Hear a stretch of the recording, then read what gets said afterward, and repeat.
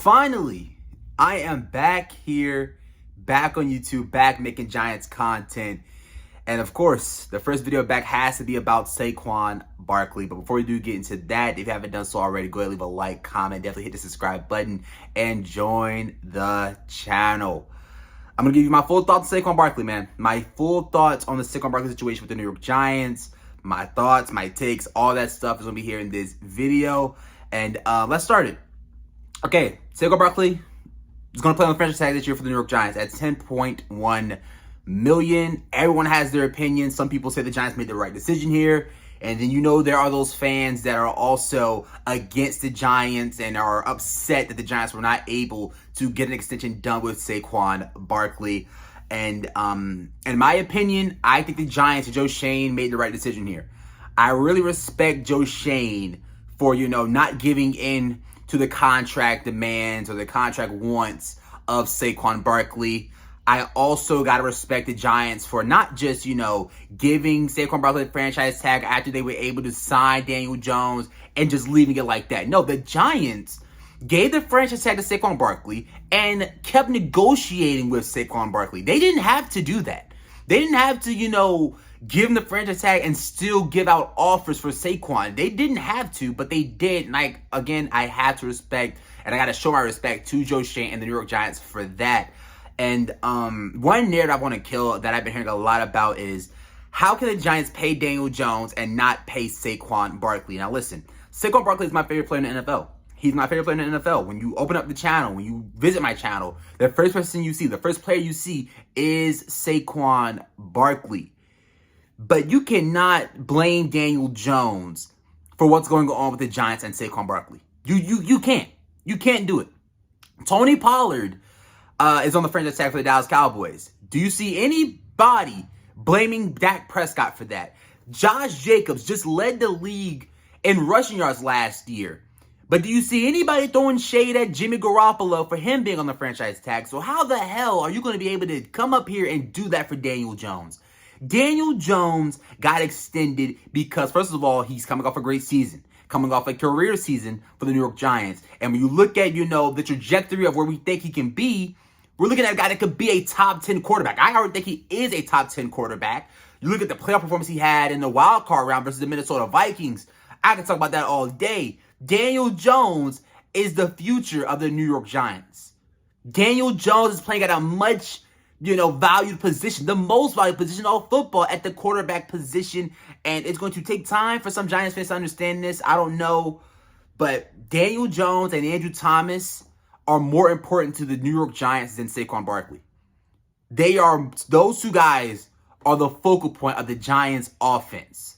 And when you look at, I know a lot of people say Saquon Barkley is the New York Giants offense. The Giants are nothing without Saquon Barkley.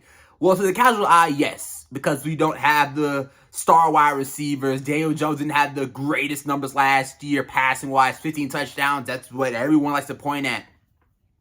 But when you really break everything down, you really watch the games, you know that if the Giants are able to get a great receiving group around Daniel Jones, if the offensive line is able to block for Daniel Jones, the Giants are going to be able to be successful without Saquon Barkley. And I know Saquon Barkley said that holding out is definitely on the table, and I know it is. I don't think he will end up holding out. $10.1 million is still a lot of money. It's still above, I think, league average, market value average for the running back position, which I think is around $7 million.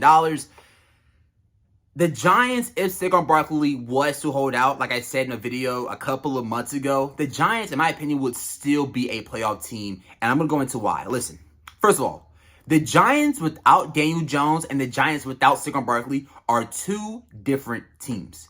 Real fans know back in 2021, when we had to watch Mike Glennon and Jake Fromm step out as the Giants QB when Daniel Jones went down with the neck injury, we know how bad it was. We know how bad it was.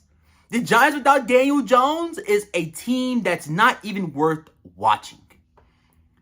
But let's say this year the Giants go with Daniel Jones, Saquon Barkley holds out. Well, they just signed James Robinson. You look back at, his rookie season. You look at his stats that he had when he played for the Jacksonville Jaguars. Not bad at all. Very nice upside signing right there if he's able to make the roster. Got Eric Gray, who the Giants just drafted out of Oklahoma this year. Let's give him a shot as a rookie. Let's see what he has. Great upside there. Matt Breida, a veteran back there. Gary Brightwell back there. If the Giants' offensive line is able to block, the Giants are going to be able to live without Saquon Barkley. Again, the running back position is the easiest position to replace in the league. And I'm not trying to take anything away from Saquon Barkley. Saquon Barkley was elite for us last year. Saquon Barkley was the driving force of the Giants' offense last year. But let's not take no credit away from Daniel Jones. Daniel Jones was another vital reason why the Giants were able to be as successful as they was last year. And some casual fans, some Daniel Jones haters, just need to state the fact and, just live with that being the facts. The Giants are not looking in the future saying we're going to build this team around Saquon Barkley. They're not. They're trying to build this team around Daniel Jones. Daniel Jones. If the Giants are able to go out there and, find themselves a number one wide receiver in the future, they are not going to be worrying about who is back there at the running back position. They are not. And I love Saquon Barkley, and it took me a little minute to really realize all of this, but it's the truth. Joe Schoen has a land map, a game plan of how he wants to build this roster. He's not trying to build this roster with a running back on a real huge contract. He's not. Daniel Jones is about to enter his prime. While we know with the running back position, around that 30, 29, around that age is when running backs start to, really start to trickle down. And again, I love Saquon Barkley, and I think Saquon Barkley thinks that, he is the New York Giants. I think he also thinks that it's Saquon Barkley or bust for the New York Giants. I think he thinks that. Well, I'm going to have to disagree with him. I'm going to have to disagree with him. Saquon Barkley is great. Amazing. Then when he's on the field, he's healthy. He's a great player. But are we really going to come up here and say that he is, the driving force at the running back position like a Derrick Henry is? Derrick Henry ran the Tennessee Titans to AFC Championship games. He ran the Titans to the freaking playoffs. 2,000-yard seasons. Christian McCaffrey, I think he's better than Saquon. Look at what he does in the receiving game. Can do everything. Can Saquon Barkley really carry the New York Giants to a championship game? Could he really do it? When you look at last year, he was great, but there was a period of time, there were a couple of weeks where we were like, where the hell is Saquon Barkley when he was dealing with the shoulder injury? Where was Saquon? Can Saquon Barkley really carry the New York Giants? And again, if the Giants' offensive line, gets things going this year, you just drafted John Michael Schmitz, who I love. Baby Brock Lesnar, that's my guy. Coming out of college, he's more of a, better run blocker than he is a pass blocker. You got Evan Neal, who wasn't bad in the running game last year. If he could take that next step this season, his sophomore year. You got Andrew Thomas, who's the best left tackle in football, in my opinion. The best tackle in football, in my opinion. The best offensive lineman in football, in my opinion. I'm not going to get all into that, but you're going to be able to game plan a running game if that offensive line is able to block. That is what it really is. You can have an amazing running back and a bad offensive line. That running back, it's going to be hard for them to do things. But if you have a great offensive line and a decent running back there, you're going to be able to have a great running game. You got Daniel Jones, who's one of the best mobile quarterbacks, one of the best dual threat quarterbacks in the league.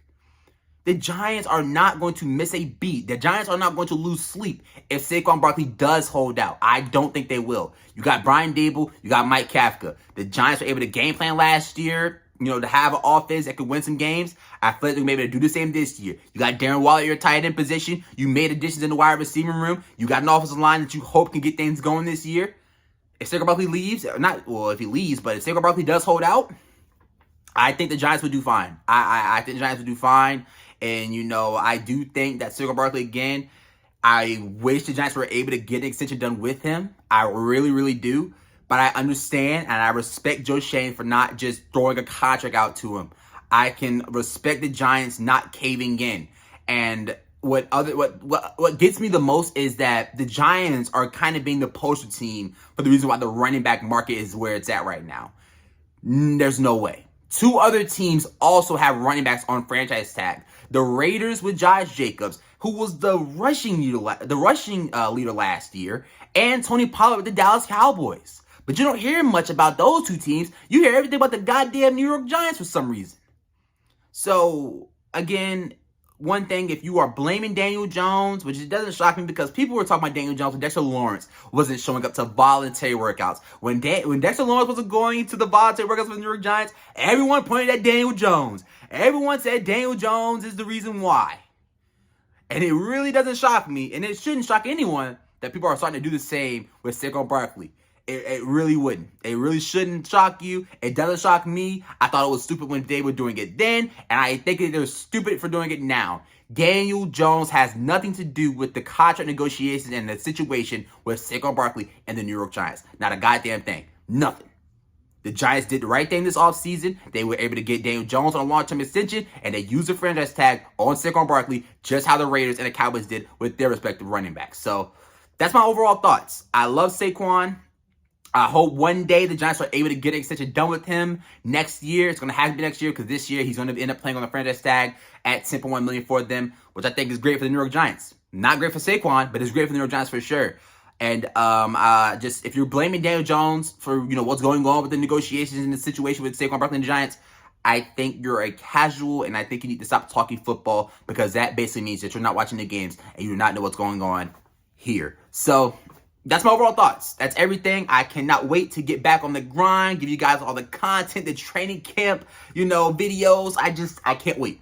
I'm back. I was doing a college program, so that's why I don't see my shoes up there. I had to move out, go there, do some college things. But we're back. We are freaking back, baby. So hope you guys enjoyed this video. If you are ready for training camp, around the clock training camp, Giants, news, content, all that good stuff. Got a lot to get into. Got a lot of things to catch up on this week. Go ahead and subscribe and join the channel. Stick around. But until next time, it's Baby Boy J Dimes. Hope you guys love this video. Hope you guys appreciate everything. And we are out. Go Giants. Peace.